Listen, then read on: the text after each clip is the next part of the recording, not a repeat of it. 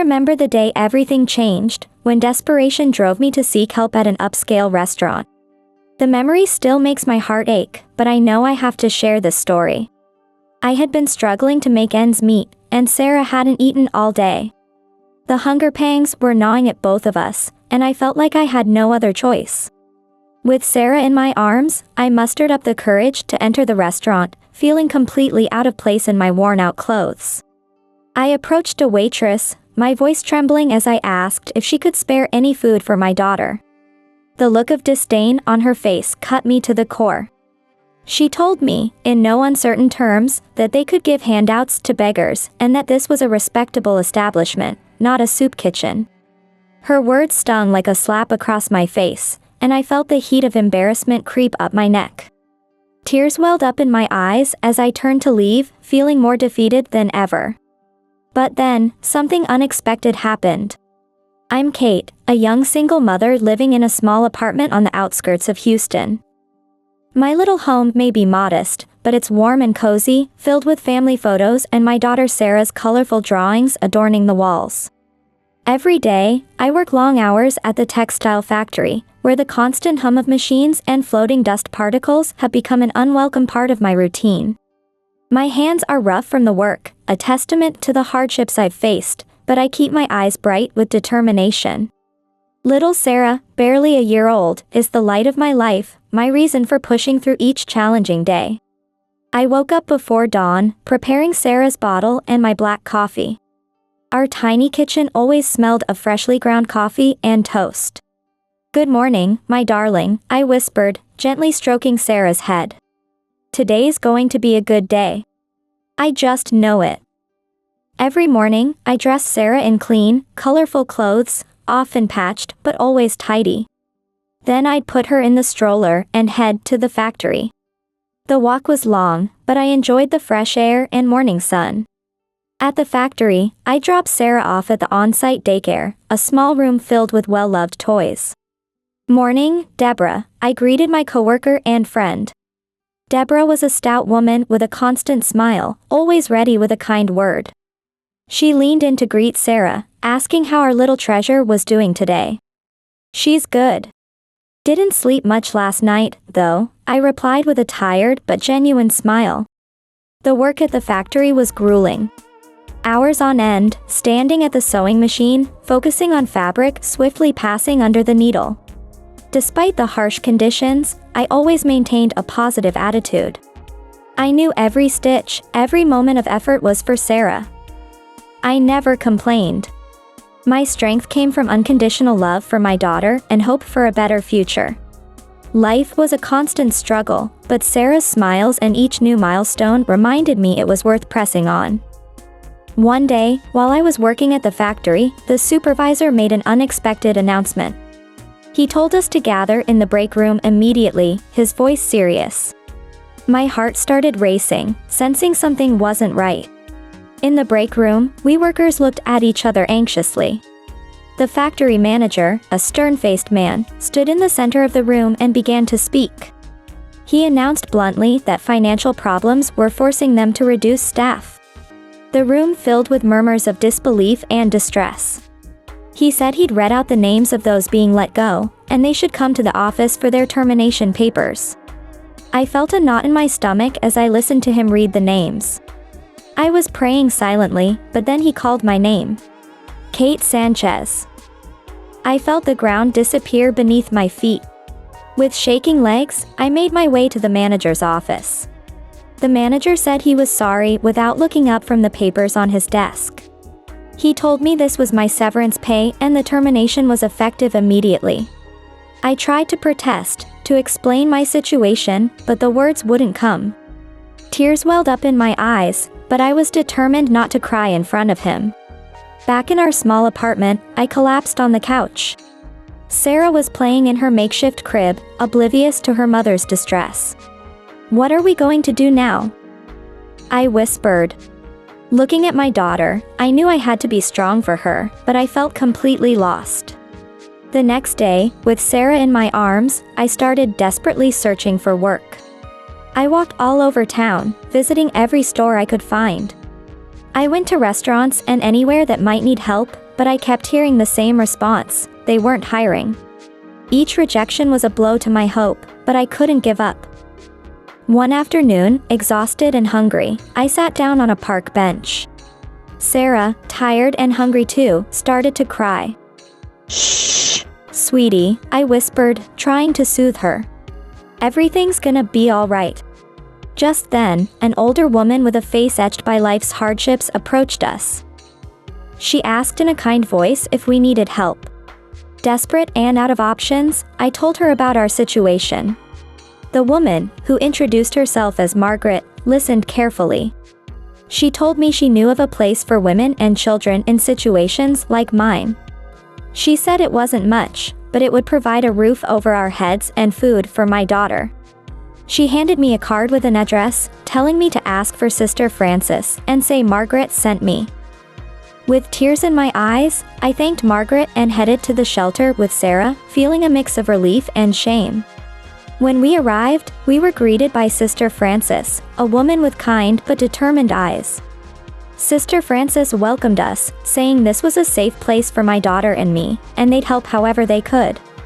The days at the shelter weren't easy, but at least I could catch my breath. Every morning, I'd leave Sarah at the shelter's daycare and go out looking for work. The conditions were tough, but the solidarity and support from the other women gave me strength to keep going. I knew I had to find a job, for my daughter's sake and my own. One afternoon, while walking around town looking for work, I felt my energy draining. It was hot and humid, Sarah was restless in my arms, and hungry. My own stomach growled, reminding me I hadn't eaten all day. I stopped in front of a fancy restaurant, watching people enjoy their meals through the window. In a moment of desperation, I made an impulsive decision. Stepping into the restaurant, I immediately felt the contrast of the air conditioning against the heat outside. The patrons eyed my worn-out clothes and tired appearance with curiosity and disapproval. I approached a waitress near the entrance. With a shaky voice, I asked if they could spare some food for my daughter, explaining we hadn't eaten all day. The waitress looked me up and down with disdain. She coldly told me they didn't give handouts to beggars, and this was a high-end restaurant, not a charity. Her words hit me like a slap in the face. I felt my cheeks burn with shame and humiliation. Turning to leave the restaurant with tears in my eyes, a well-dressed man entered and witnessed the scene. He approached me and gently put his hand on my shoulder. The man said he'd overheard what happened and asked if he could invite my daughter and me to dinner. I looked up in surprise, amazed by this stranger's kindness. His gentle eyes gave me a sense of comfort despite my wounded pride. Knowing both Sarah and I needed a meal, I couldn't refuse his offer. "Thank you," I replied sheepishly. "I appreciate your kindness." The man, who introduced himself as Eric, led us to a quiet corner of the restaurant. He asked the waiter to bring the best dishes from the menu, making sure there was something soft and nutritious for Sarah. Eric smiled and asked for my name. I told him I was Kate, and introduced my daughter Sarah. Eric listened attentively as I shared my story, from my daily struggles to my recent layoff from the factory. He seemed moved by the hardships I'd faced and my determination to keep going. Eric told me he was impressed by my strength and dedication. He said he wanted to help beyond just this meal. He mentioned he had a small apartment available and could offer me a job at one of his businesses. I felt tears welling up in my eyes, but this time they were tears of gratitude. I thanked Eric for his generosity and accepted his offer, realizing this might be the change I needed to give Sarah a better life. After dinner, Eric handed me his business card with his phone number. He told me not to hesitate to call if I needed anything, saying he'd do whatever he could to help Sarah and me. I left the restaurant feeling a little lighter. Eric's generosity and kindness reminded me there were still good people in the world. I moved into the small apartment Eric had offered. It was modest but cozy, with a simple living room, a small but functional kitchen, and a comfortable bedroom for me. This apartment represented a new beginning, a safe place for Sarah and me. On my first day at my new job at a local cafe, I woke up early, put on the provided uniform, and was determined to do my best, despite my nervousness. I dropped Sarah off at the shelter's daycare, grateful they could look after her while I worked. "Good morning, Kate," Marilyn greeted me. The cafe owner was a middle-aged woman with her hair in a bun and a kind smile. She told me she was glad to have me there and that she'd show me everything I needed to know today. I followed Marilyn around the cafe, quickly learning the ins and outs of the job. She showed me where to take orders at the register and where the kitchen was for preparing drinks and food. The first few hours were busy. I took orders, wiped tables, and helped in the kitchen. Despite my lack of experience, my positive attitude and eagerness to learn impressed Marilyn and the other employees. Marilyn asked me to take some coffee to table 4. I smiled and said, "Yes, Marilyn," approaching the table carefully so as not to spill. I told the customers to enjoy their coffee with a gentle smile. As days passed, I quickly adapted to my new job. My dedication and friendliness didn't go unnoticed. Customers appreciated my kindness and efficiency, often requesting me to serve them. One afternoon during my break, Eric walked into the cafe. He greeted me with a warm smile, asking how the new job was going. I was surprised, but happy to see him, telling him it was going well thanks to him and that everyone was so kind. Eric nodded, looking satisfied. He told me he was glad to hear that and that he knew I'd do well. I noticed Eric getting more comfortable with each visit to the cafe. He'd always ask for me to serve him, and our conversations were becoming more personal and deep. I found myself looking forward to his visits, feeling a warmth in my chest whenever he walked through the door. One day, as I brought him his favorite coffee, I told him how much I appreciated everything he'd done for us. I felt a lump in my throat as I said it, overwhelmed by gratitude. Eric responded with sincerity, saying he was just glad Sarah and I were doing well. His kindness never failed to touch my heart. As the weeks passed, Eric and I built a strong friendship. He dropped by the cafe often, and I always felt a flutter of excitement when I saw him. Our talks became more meaningful, and I found myself opening up to him more and more. I shared my hopes and fears with Eric, feeling safe in his unwavering support. Though I still had worries about my future, his constant encouragement gave me strength to keep moving forward.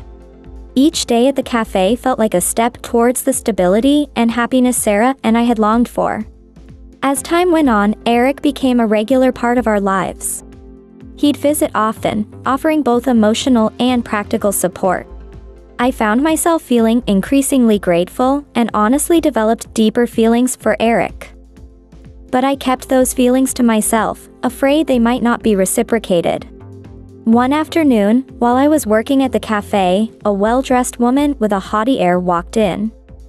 She was wearing an expensive dress with jewelry that glittered in the sunlight. I approached her with my usual smile and politeness, asking if I could help her with anything. The woman looked me up and down with a disdainful expression. She told me coldly that she was Kathy, Eric's mother. I felt a knot form in my stomach. I'd known I'd have to face Eric's family someday, but I hadn't expected it to be like this. I greeted her politely, trying to maintain my composure. Kathy didn't mince words. She told me she didn't think I was good enough for her son. She said Eric was a successful man who should be with someone of his own status, not a woman living off his charity. I felt my heart shatter. Kathy's words were harsh and cruel, but I tried to stand my ground. I told her I loved her son, not for his money or material things, but because he was a wonderful, kind, and generous person. Kathy let out a scornful laugh. She asked me mockingly if I even knew what true love was. She said Eric didn't need someone to drag him down, and if I really loved him, I should leave him. I felt tears welling up in my eyes, but I refused to let them fall. I told her firmly that I wouldn't give up so easily, that I'd fight for our love because I knew it was real. Kathy stared at me with disbelief and disgust before leaving the cafe. I was left shaking and heartbroken. That night, as I rocked Sarah in my arms, I couldn't hold back my tears. I felt uncertain and afraid that maybe Kathy was right. I noticed Eric's concern the next day when he saw me keeping my distance and looking worried. He asked me what was wrong, his voice full of concern. I hesitated before answering, my heart heavy with the memory of yesterday's encounter. Finally, I told him about his mother's visit to the cafe. I explained how she had said terrible things, telling me I wasn't good enough for him and that I should leave. I could see a wave of anger and sadness wash over Eric's face. He apologized, his voice firm as he told me his mother had no right to treat me that way. Then he said something that made my heart swell. He told me his love for me was unshakable, and that he wouldn't let anyone come between us. I clung to Eric, feeling a mix of relief and love wash over me. I whispered my thanks, explaining that I just wanted him to know I'd fight for our love, no matter what. Eric held me tight, assuring me he felt the same way and that together, we could overcome anything. Despite Kathy's cruel words, we decided to continue our relationship, more determined than ever to fight for our love and Sarah's happiness. We knew the road ahead would be difficult, but we were prepared to face it together. Eric knew his mother's relationship with me had gotten off to the worst possible start, but he was determined to fix it. He couldn't bear the thought of the woman he loved and the mother of his child suffering because of his mother's prejudices and stubbornness. Eric decided to confront the situation head-on and visited his mother's house. He entered her elegant living room, his voice firm as he told her they needed to talk. Kathy looked at him in surprise, asking what he was doing there so early in the morning. Eric sat down on the sofa opposite his mother and told her he was there to talk about me. He said he couldn't allow her to treat me with contempt, explaining that I was a wonderful person who didn't deserve her hostility. Kathy frowned, telling Eric she was just trying to protect him and that I wasn't good enough for him. Eric took a deep breath, trying to stay calm. He explained to his mother that I wasn't after his money or calculating. He told her I loved him for who he was, and he loved me too. He said he couldn't imagine life without me and Sarah, and asked his mother to give us a chance. Kathy sighed, clearly upset. She told Eric she understood he was in love, but that he needed to think about the future. She said she didn't want to see him get hurt. Eric argued back, saying what would hurt him was losing me because of unfounded prejudice. He pleaded with her as her son, asking her to try to get to know me better and give me a chance to show who I really was. Kathy stared at him silently for a long time. Finally, she nodded, seeming to give in. She agreed to make an effort if it was that important to him. She told Eric to invite me for dinner at her house the next day, saying we'd see how it went. I was busy serving customers with my usual smile and kindness when I heard a familiar voice greet me. I looked up, surprised but pleased to see Kathy entering the cafe. I smiled and asked her how she was doing, trying to hide my nervousness at this unexpected visit. Kathy sat down at one of the tables, waiting for me to have a free moment. My mind was racing, wondering what had brought Eric's mother here unannounced. As soon as I had a break, I approached Kathy's table, wiping my slightly sweaty palms on my apron. Kathy looked up at me with an expression I couldn't quite read. She told me she'd been thinking a lot about our family situation lately. I felt my heart start to race, unsure of where this conversation was heading. Kathy continued, saying she could see how hard I worked and how much I cared for Eric and Sarah.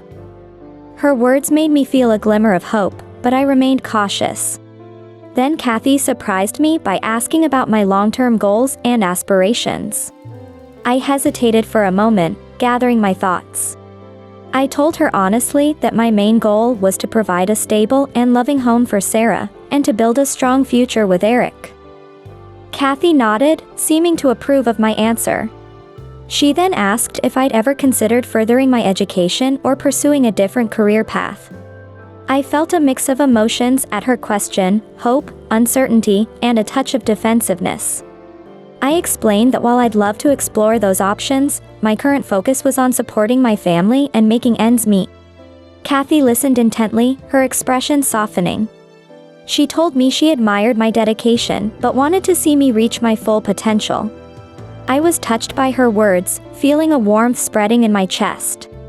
Kathy then made an offer that left me speechless.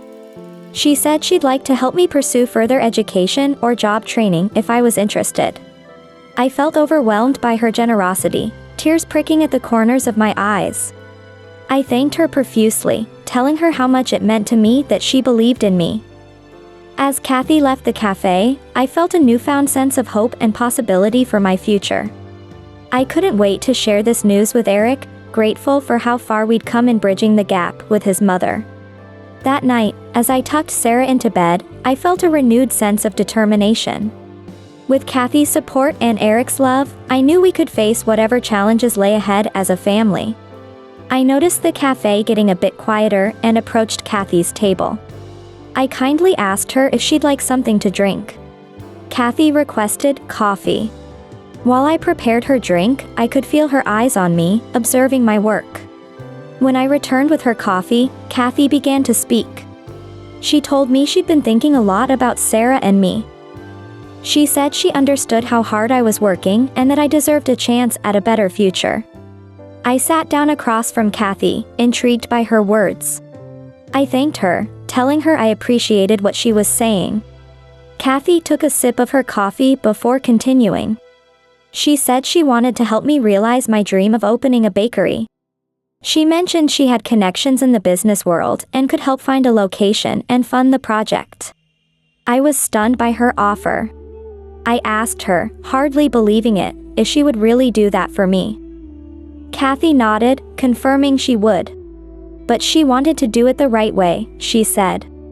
She explained we'd need a solid business plan and to consider all possibilities. She wanted me to meet with one of her advisors to discuss the details. I felt a mix of excitement and nervousness bubbling up inside me. I told Kathy I didn't know how to thank her, that this was an incredible opportunity. Kathy smiled warmly at me. She said I didn't need to thank her, that she just wanted to see her son and granddaughter happy. And she knew this would make me happy too. Over the next few weeks, I met with Kathy's advisor, planning out the details of the new business.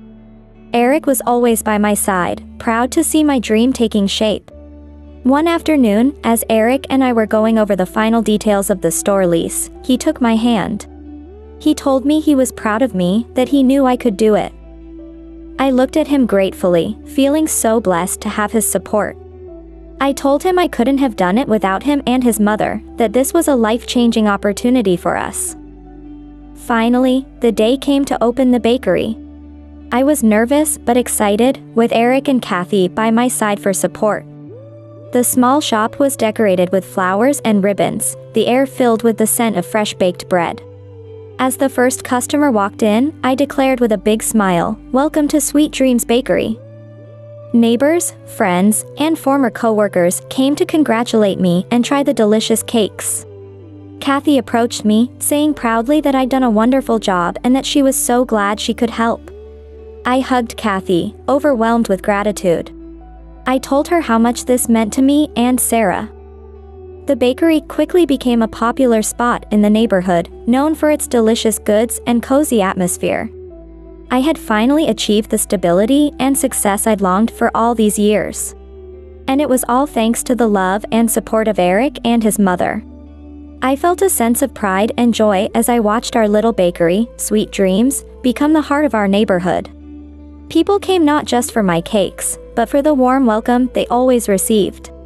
The community, which had initially watched us with curiosity, quickly became our strongest supporters. One afternoon, as I was decorating a birthday cake for a customer, Eric walked in with Sarah in his arms. Our little girl was giggling, clearly having enjoyed her time with her father. Sarah excitedly pointed at the cake I was working on, telling me how pretty it was. I smiled, feeling proud of both my work and my family. I wiped my hands on my apron and asked Sarah about her day at school. She enthusiastically told me she'd learned to count to 10. Eric gave me a kiss on the cheek, saying Sarah was making great progress, just like me. His words warmed my heart, reminding me how far we'd all come. As time passed, Sweet Dreams became more than just a successful business, it became a community center. I hired some of our neighbors, providing employment and training opportunities to those who needed it. Each employee felt like part of a big family, which was reflected in the quality of our service and our customers' happiness. One day, as I was about to close up shop, Kathy surprised me with a visit. She greeted me, holding a box of cookies she'd bought. I hugged her, genuinely happy to see her, and asked how she'd been.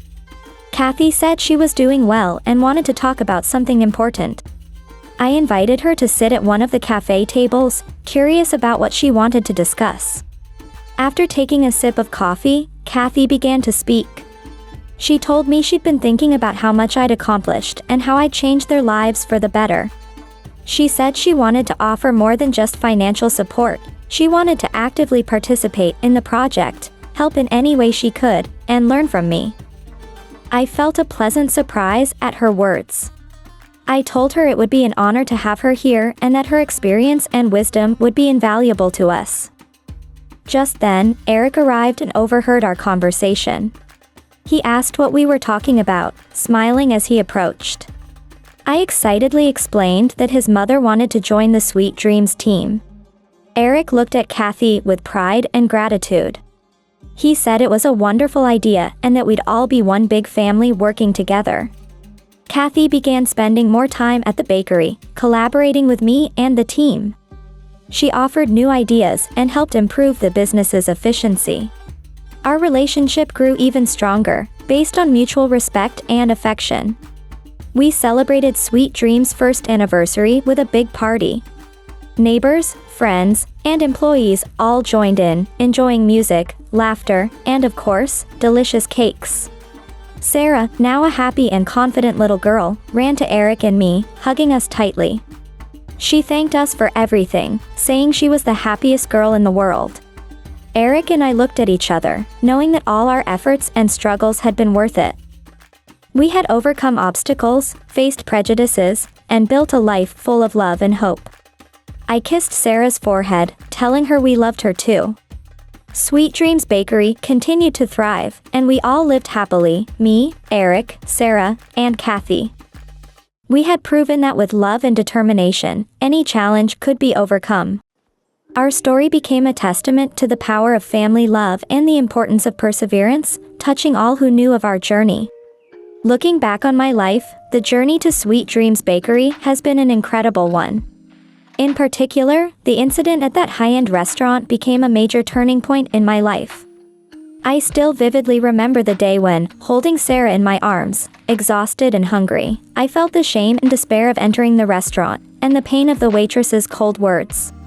But at that moment, Eric appeared, and his kindness and compassion brought light into my life.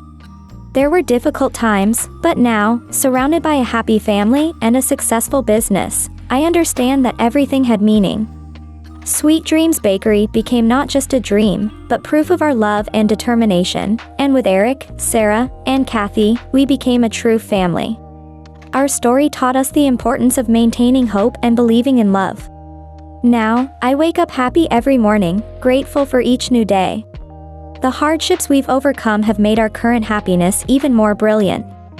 I feel a special meaning in being able to provide warm meals and a comfortable space for our customers, and I'm truly happy to create a place where everyone is respected and welcomed. Though challenges will continue, I believe we can overcome any difficulty together.